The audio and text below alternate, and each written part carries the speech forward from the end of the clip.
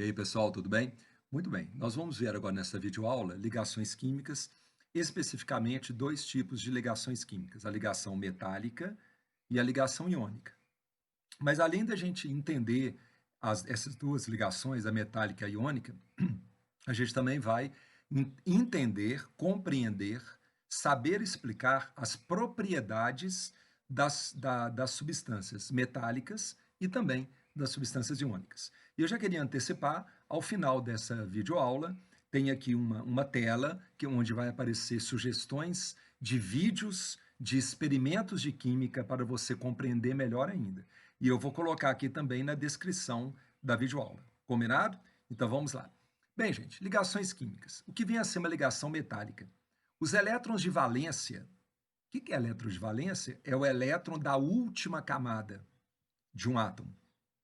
Então, os elétrons de valência de cada átomo metálico movimentam-se livremente por uma rede formada por íons positivos, mantendo, entretanto, uma distribuição média uniforme. Você vai entender melhor quando mudar a tela. Tem uma imagem muito boa aqui.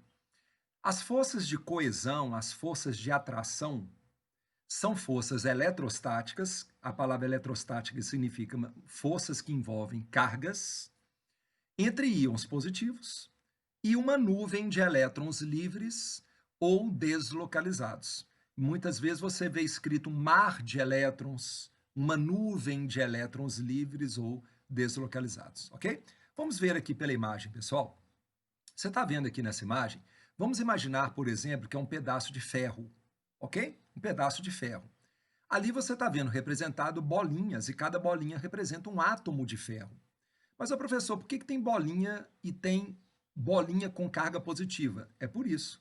Porque os elétrons da camada de valência de cada átomo de ferro, ou seja, os elétrons da última camada, eles são fracamente atraídos pelo núcleo.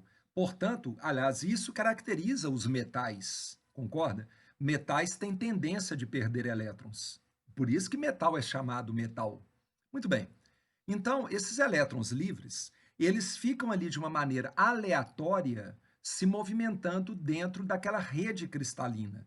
Entenda que há uma organização, é uma rede cristalina onde há uma repetição de cátions metálicos e elétrons livres ou deslocalizados, formando ali uma nuvem ou um mar de elétrons. E aqui, gente, eu gostaria de chamar a sua atenção pelo seguinte: professor, por que tem cátion e tem átomo? É só para você ter uma sensação de que esse elétron ele sai de um átomo e, portanto, ele vira cátion, mas ele pode, em seguida, entrar no átomo, lá na camada de valência dele, entrar no cátion. E ao entrar no cátion, esse cátion momentaneamente volta a ser um átomo. Por isso que aqui tem bolinhas sem carga e bolinhas com carga, tá ok? Isso é um modelo de ligação metálica. Gostaria de só comentar com vocês que existe outro modelo de substância metálica que não é exatamente este que a gente está abordando, tá, gente? Então, nessa nossa videoaula, a gente explica pela nuvem eletrônica ou mar de elétrons, o que vem a ser uma ligação metálica. Mas, repito, existe outra teoria para explicar substâncias metálicas. Ok, vamos então às propriedades? Vamos lá. Olha, metais. Por que os metais são bons condutores de eletricidade quando submetidos a uma diferença de potencial? Porque, por exemplo, pessoal, se você pegar um garfo e olhar para ele, ele não conduz a eletricidade. Você tem que encostar o garfo, por exemplo, numa tomada, é só uma ideia, não estou dando aqui uma sugestão para ninguém fazer. É só para você entender que a gente diz que metal é um ótimo condutor de eletricidade se você aplicar nele uma DDP, uma diferença de potencial, ok? Então, quando você encosta um garfo, por exemplo, inadvertidamente numa tomada, por que conduz a eletricidade? Por que você toma choque? Claro, você não vai fazer isso, né? Elétrons deslocalizados daquela nuvem eletrônica ou daquele mar de elétrons, eles passam a ter um movimento orientado, formando-se um fluxo de elétrons, o que caracteriza a corrente elétrica. Corrente elétrica nada mais é do que um fluxo orientado, organizado de movimento de elétrons, ok? E aqui, galera, uma coisa muito importante que muita gente confunde, quando você aquece um metal, a condutividade elétrica dele piora. A condutividade elétrica dos metais diminui com o aumento da temperatura. Sabe por quê? Porque aumentando a temperatura, aumenta a agitação dos cátions. E aumentando a agitação dos cátions metálicos lá dentro, dificulta a passagem dos elétrons, formando aquele fluxo orientado de elétrons. Portanto, metais aquecidos conduzem a eletricidade pior do que numa temperatura mais baixa, ok? Veja bem essa imagem, gente. De novo, vamos imaginar que é um garfo. O garfo não conduz a eletricidade, sozinho não. Mas se você encosta ele numa tomada, criam-se dois polos, diferença de potencial, e aí os elétrons livres, que estavam de uma maneira aleatória, num movimento caótico dentro da rede cristalina, olha ali para a imagem, eles se orientam para o polo positivo. Essa orientação dos elétrons é um fluxo de elétrons orientado, é a corrente elétrica, ok? Muito bem. Por que metais são dúcteis e maleáveis? Vamos entender por quê? Eles são dúcteis e maleáveis, ou seja, eles podem ser transformados em fios, dúcteis, ductibilidade, e eles podem ser transformados em lâminas, maleabilidade. Mas por que eles podem sofrer essa ação externa e se deformar? Ao serem deformados, um plano de átomos pode deslizar sobre o outro. E os elétrons deslocalizados, ao acompanharem essa deformação, ainda mantêm as atrações entre os planos. Vamos ver uma imagem? Aqui você tem à esquerda, vamos de novo, imagina um pedaço de ferro. Ok, antes da deformação, você estava vendo ali os cátions metálicos sendo atraídos pelos elétrons livres e deslocalizados.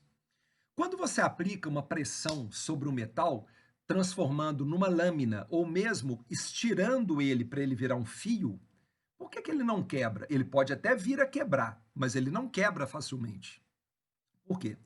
Ah lá, um plano de cátions ou de átomos, você pode pensar em átomos ou cátions metálicos, esse plano de átomos, eles vão sofrendo deslizamentos, ok? Aí você fala assim, uai, Manel, mas podia romper. Mas os elétrons livres acompanham esse deslizamento entre os planos dos cátions. E se os elétrons acompanham esses deslizamentos, continua havendo, entre aspas, uma cola, é só entre aspas, uma cola, unindo os cátions metálicos e os elétrons livres. Agora, você sabe que se você pegar uma latinha de alumínio, por exemplo, uma latinha de refrigerante, e começar a amassá-la e dobrá-la várias vezes, ela pode quebrar, né, gente? Ela rompe, mas não é fácil você quebrar um metal. Ele tende a ser maleável e dúctil devido a essa explicação que a gente deu, ok? Bom, você sabe também que os metais são bons condutores de calor. Nós já explicamos porque eles são bons condutores de eletricidade. Mas por que um garfo, se você liga o fogão da sua casa, acende a trempe, pega um garfo e encosta ele no fogo, na chama, daqui a pouquinho você já está vendo sua mão sendo aquecida, sentindo. O calor absorvido pelos cátions metálicos aumenta a sua vibração. E essa vibração é transmitida para outros íons. Além disso, além do aumento da vibração entre os cátions, que é transferida de um para o outro, os elétrons, aqueles elétrons livres, eles absorvem calor, aumentando a sua energia. E pelo fato de terem livre movimentação, transfere essa energia para outros elétrons daquele metal. Por isso que há uma transferência de calor até a sua mão, por exemplo. Ok? Em geral, é muito variável, viu, gente? É muito variável. Por isso que está escrito em geral. Os metais ou as ligas metálicas têm elevadas temperaturas de fusão e de ebulição. Por quê? As atrações eletrostáticas entre os cátions metálicos e os elétrons deslocalizados são, a princípio, muito intensas. Então, veja a tabela a seguir, vai ser a próxima tela, tá, gente? Aqui eu preferi mostrar para vocês uma tabela para exemplificar que os metais podem formar ligas metálicas. Então vamos aqui a alguns exemplos bem curiosos e bem do nosso dia a dia. Latão é uma liga que tem 67% de cobre, 33% de zinco e, por exemplo, é usado em encanamentos, em ferramentas. Bronze, né? Você sabe que está presente em sinos, em medalhas, é uma liga de cobre e estanho na proporção de 88% para 12%. Amálgama dentário, amálgama, né, presente nas nossas bocas, ela é uma mistura de prata, estanho, cobre e mercúrio nessas porcentagens. Essas porcentagens são em massa, tá, pessoal? Não é em mol. Essas porcentagens são em massa. E é muito usado em obturação metálica, predominando, claro, prata. Aço inox é um aço, obviamente, predominando ferro, mas tem também carbono. Todo aço tem ferro e carbono. E no caso do aço inox, a presença de cromo e níquel. É usado como instrumentos cirúrgicos, para fazer instrumentos cirúrgicos, pias, né? E finalmente, gente, uma solda, um tipo de solda, que é chamada solda macia, ela é uma mistura de estanho e chumbo nesta proporção em massa, soldagem de equipamentos eletrônicos, ok? Bom, e nesta tela eu estou mostrando para vocês uma tabela periódica onde ela traz a temperatura de fusão de todos os elementos da tabela periódica, dos ametais e dos metais. O nosso foco aqui agora são os metais. Por exemplo, no meio da tabela, lá embaixo, você está vendo aqui, até marcado, eu vou circular ele aqui, ó, o tungstênio e o rênio. Eles são os metais que têm, as maiores temperaturas de fusão. O tungstênio com 3.380 e o rênio com 3.180. A lâmpada incandescente, essa lâmpada que a gente não compra mais porque ela parou de ser fabricada por questões econômicas, né? A lâmpada incandescente, você lembra que entre aqueles dois filamentos, não tem um filamento metálico dobradinho? Aquele filamento metálico dobradinho é tungstênio. E você entende o motivo. Aquela lâmpada, ela tem que resistir muito ao aquecimento. Por isso que eles usavam tungstênio, 3.380 graus a temperatura de fusão. Então, de uma maneira geral, pessoal, dá uma olhada ali em cima. Não é para você memorizar, só estou apresentando. Ali em rosa, ali em cima, tem um quadradinho mostrando que a temperatura de fusão dos metais alcalinos, coluna 1A, ali à esquerda, e metais alcalinos terrosos, coluna 2A, também à esquerda, a temperatura de fusão aumenta de baixo para cima. Mas, de uma maneira genérica, a temperatura de fusão aumenta de cima para baixo, nas outras colunas, e nos períodos, ou seja, nas horizontais, aumenta da extremidade para o meio. Por favor, não é para memorizar. Agora, eu comentei com vocês que os metais têm temperatura de fusão e ebulição muito variáveis. Por exemplo, você pode pegar ali o sódio, o metal alcalino, né? Coluna 1A, temperatura de fusão dele, 96 graus, ok? Mas a gente comentou aqui de metais que têm temperaturas de fusão muito altas, né? E outros mais aqui também, tá, gente? E, a título de curiosidade, o titânio, acabei de circulá-lo aqui, ele é usado, por exemplo, no recobrimento do ônibus espacial da NASA. Ele é usado ali para recobrir devido ao grande atrito, né? Na medida que o ônibus espacial ele retorna à atmosfera terrestre. Então, é claro, você vai usar um metal de alta temperatura de fusão, 1677, mas que ao mesmo tempo seja pouco denso, porque você não vai colocar um metal ali muito denso. Por exemplo, um chumbo, por exemplo, PB, né? Que está aqui embaixo, ó, né? Apesar de que a temperatura de fusão dele é bem mais baixa. Mas você não entende, né? Você não vai usar um metal muito denso para recobrir um ônibus espacial. O que você está priorizando a baixa densidade e uma alta temperatura de fusão, ok? Bem, pessoal, e para a gente finalizar, as propriedades das substâncias metálicas possuem brilho, né? Então, possuem não só dos metais, mas também das ligas metálicas, né? Como a gente viu. Por que os metais brilham? Reflexão da luz incidente sobre os elétrons livres. Como aqueles elétrons livres têm um movimento aleatório e caótico dentro daquela rede cristalina composta de cátions, na medida que a luz incide sobre um elétron, aquele elétron reflete numa direção e o outro elétron reflete numa outra direção, e assim sucessivamente. Por isso que os metais brilham. E, para terminar, os metais, eles não são solúveis na água. Cuidado, eles sofrem corrosão diante da água, que é uma reação química, né? Mas solúveis na água, Não são. E por que que não são? Porque não se formam interações energeticamente favoráveis entre as moléculas de água e a rede cristalina metálica, né? Você não tem que tirar um anel de ouro para poder tomar um banho ou para poder tomar uma água no bebedouro. Você tira só se você quiser, né? Ok, gente? Tranquilo? Muito bem, pessoal. E para a gente, então, finalizar essa nossa videoaula, a gente vai ver agora as características de uma ligação iônica e as propriedades dos compostos iônicos.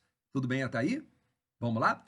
Bom, gente, ligação iônica, em geral, ocorre entre um átomo que é metálico, é um metal, portanto, ele tem tendência a perder elétron, como a gente acabou de entender, então ele tem uma baixa energia de ionização.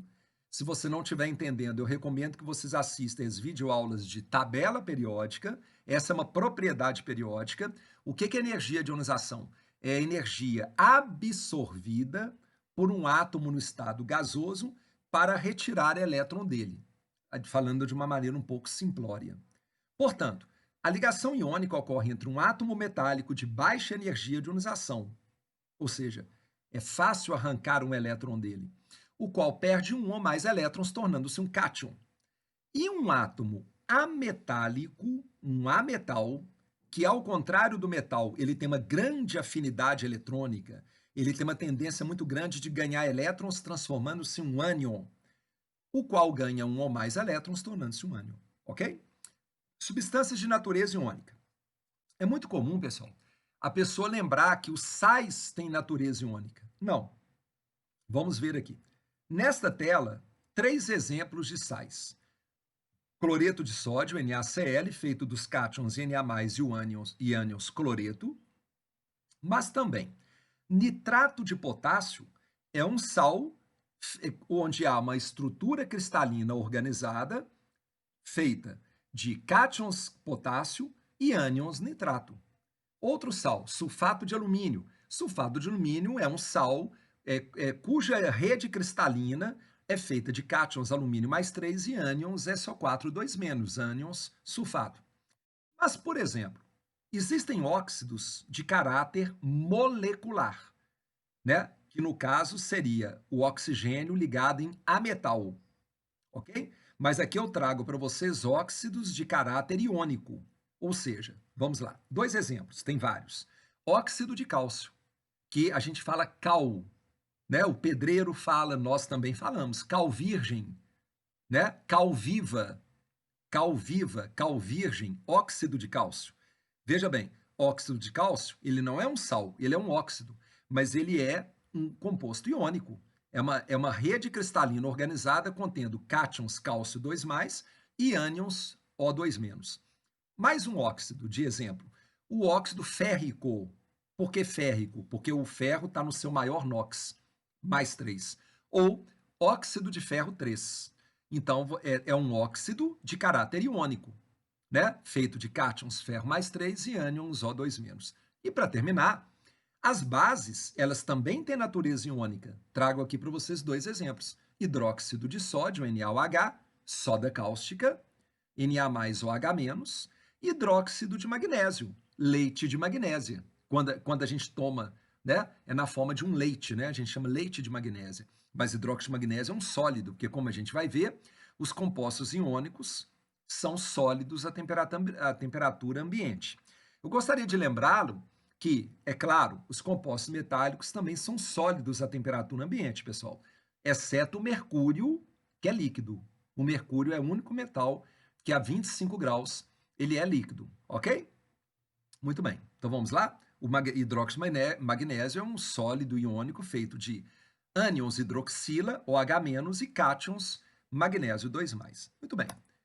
Aqui, nessa tela, a gente falou tanto de rede cristalina e eu trago para vocês como exemplo o próprio cloreto de sódio. Dá uma olhada ali do lado esquerdo. É uma representação de uma rede cristalina de cloreto de sódio. Obviamente, gente, que ali é só um pedaço, porque é infinito. Você pode perceber que tem uma repetição organizada de cátions, Na+, e ânions, Cl-, né? E ali à direita, do lado direito mesmo, você está vendo ali uma fotografia, né, de um microscópio, claro, de altíssima potência, mostrando cristais de cloreto de sódio.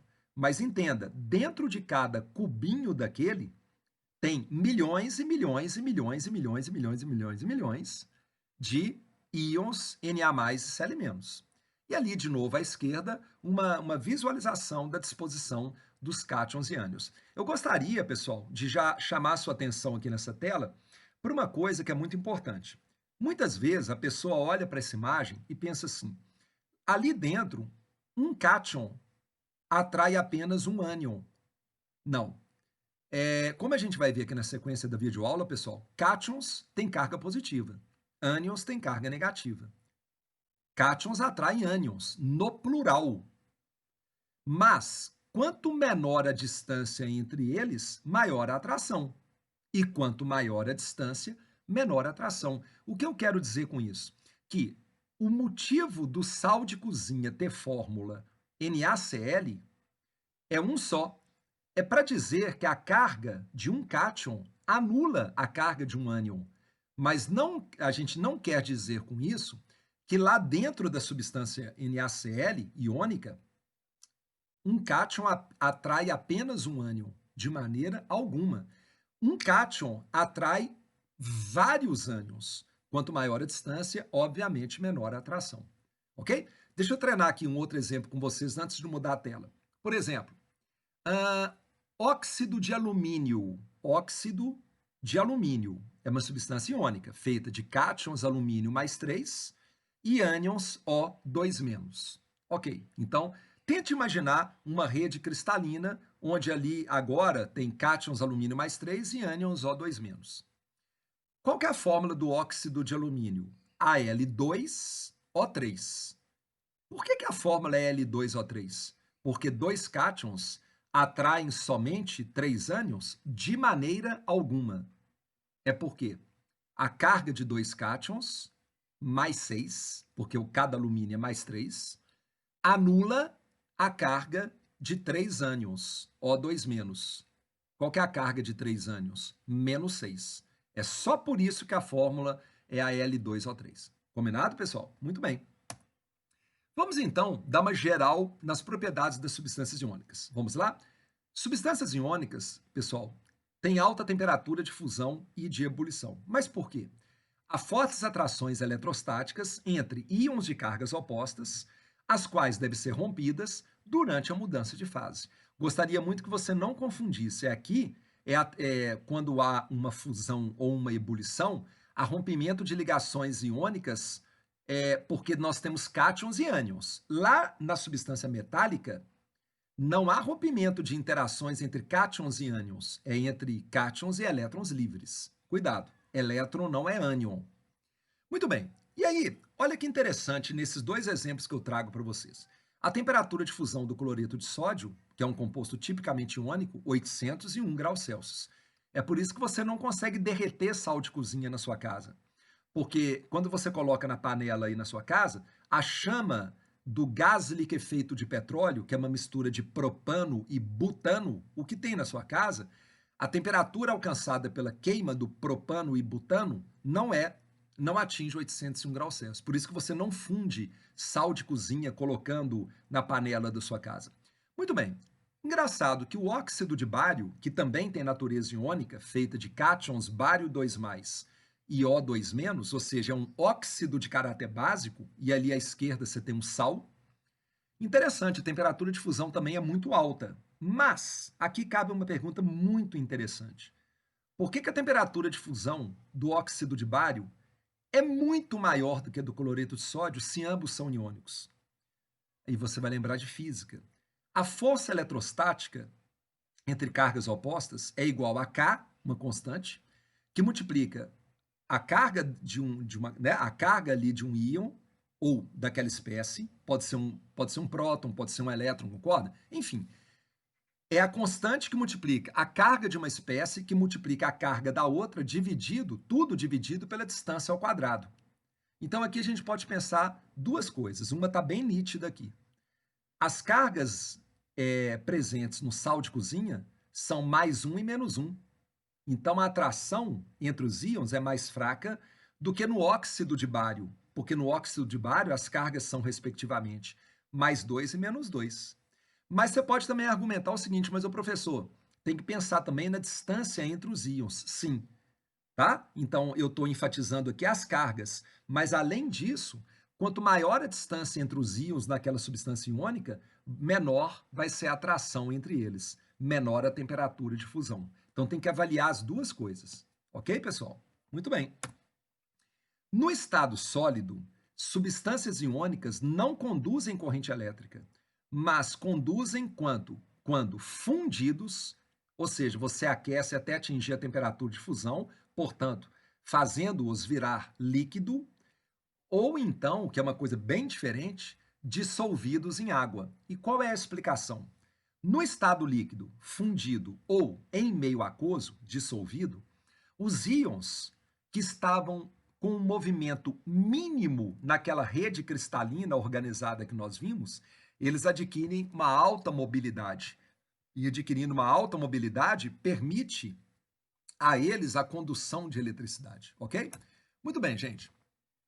Galera, muitos compostos iônicos são solúveis na água, tá? Nós estamos comentando aqui sobre a água que é polar. Mas a maioria não é solúvel. Muito cuidado, que a gente tem uma sensação contrária. A gente pensa que a grande maioria das substâncias iônicas é solúvel na água e uma minoria. Não. Muitos são solúveis, mas a maioria não é. Eu trago aqui para vocês dois exemplos corriqueiros. Cloreto de sódio, sal de cozinha, é um exemplo de um sal muito solúvel.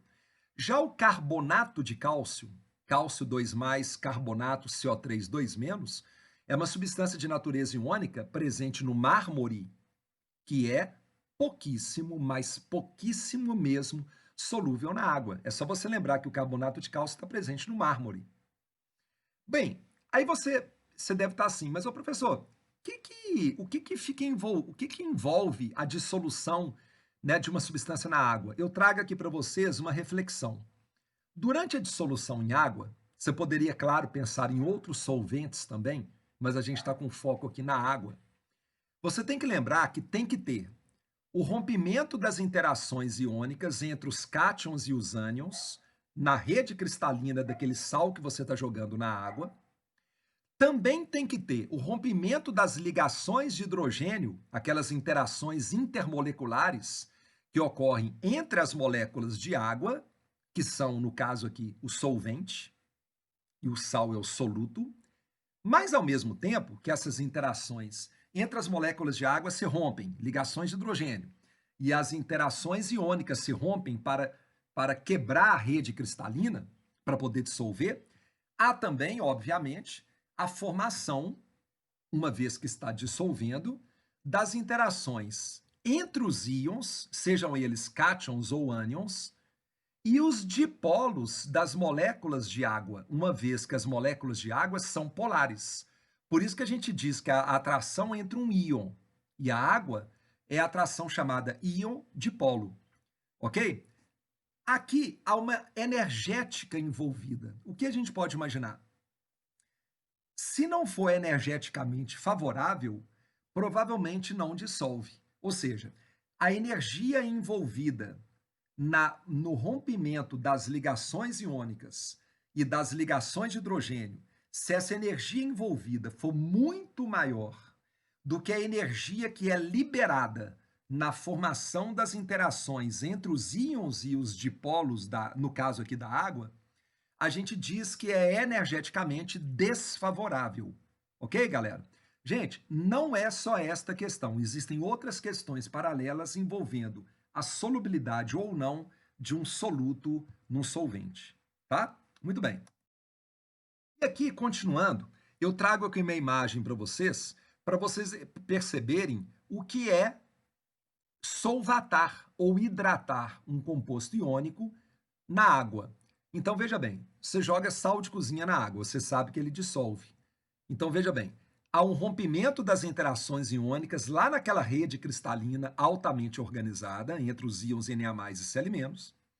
Ao mesmo tempo, há um rompimento das ligações de hidrogênio envolvendo moléculas de água, porque elas vão agora o quê? Participar de interações com os próprios íons. portanto, haverá uma formação de interações chamadas íon-dipolo. Perceba que as moléculas de água, ao solvatarem, ao hidratarem os cátions Na+, as moléculas de água se aproximam através do polo negativo da água. E o polo negativo da água é o oxigênio, uma vez que ele atrai mais os elétrons do que o hidrogênio. O hidrogênio é o polo positivo, ok? Naquela ligação covalente que une um ao outro, dentro de cada molécula. Então, você pode perceber que os oxigênios, polos negativos, interagem com o cátion. A atração é chamada íon dipolo. O O é polo menos, o hidrogênio é polo mais, dipolo. No caso do ânion cloreto, é o contrário. O ânion tem carga negativa, então os hidrogênios da água, que são polos positivos de cada molécula de água, interagem significativamente com os ânions cloreto, ok? Gente, finalmente, interessante, as substâncias metálicas ou as ligas metálicas, a gente viu nessa videoaula que elas são dúcteis e maleáveis, e nós explicamos o motivo. Interessante que, vamos aqui de cara aos exemplos. Giz, quebra. Gesso, quebra. Mármore, quebra. Granito, quebra. Compostos iônicos, eles são duros, mas eles são quebradiços. E o motivo disso é porque, dá uma olhada aqui nessa imagem. Quando você aplica uma força sobre um composto iônico, tente imaginar, gente, que aquilo ali é um granito, por exemplo. De novo, há um deslizamento de um plano de íons. Quando esse plano de íons ele desliza, há uma aproximação de ânions e cátions de cátions. E, havendo essa aproximação muito intensa de ânion e cátion, a repulsão é tão forte que ali quebra. Então, compostos iônicos quebram. Compostos metálicos, pelo que nós já explicamos, eles não têm uma tendência tão fácil de quebrar. Olha que curioso, repulsão eletrostática entre íons de mesma carga, ok? Pessoal, finalmente, eu gostaria, então, de sugerir para vocês, vou ficar aqui embaixo, vídeos importantíssimos. Eles estão na descrição dessa videoaula, mas eu trago aqui para vocês. Primeiro vídeo, condutividade de soluções aquosas. Alguns exemplos são de substâncias iônicas dissolvidas na água, ok?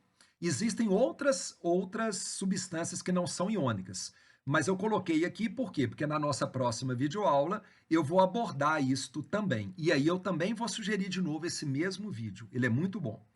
Aqui você vai ver um vídeo muito legal sobre o que é que a gente falou aqui. O que é um composto iônico sendo jogado na água? Você vai ver a dissociação da rede cristalina. Importantíssimo. Outro vídeo fundamental. Nós dissemos que compostos iônicos fundidos, ou seja, aquecidos até a temperatura de fusão, eles passam a conduzir eletricidade. Você já viu sal de cozinha fundido? Não? Pois é. Então não deixe de ver. Depois, a gente vê também o ácido sulfúrico, que tem natureza molecular, ele é um ácido forte. Ele ioniza muito, então ele conduz bem a eletricidade. A gente vai comentar melhor sobre o ácido sulfúrico na próxima videoaula relacionada com substâncias moleculares. Já o hidróxido de bário, BaOH2, ele já tem natureza iônica, pelo que nós já explicamos aqui na nossa videoaula. É uma base de natureza iônica. E ela é muito solúvel na água, portanto, você vai ver que ela conduz muito bem a eletricidade. No entanto, quando o ácido sulfúrico reage com o hidróxido de bário, ambos formam água, neutralização e um sal, sulfato de bário. Curioso, porque o sulfato de bário é pouquíssimo solúvel na água. E pelo fato de não liberar muitos íons na água, você vai ver o que acontece com a condutibilidade elétrica do meio. Ok, pessoal? Galera, então espero que vocês tenham gostado da videoaula e eu vou colocar todos esses vídeos aqui na descrição. Então, até breve para as ligações covalentes, as propriedades das substâncias covalentes e as propriedades das substâncias moleculares. Muito obrigado e até lá!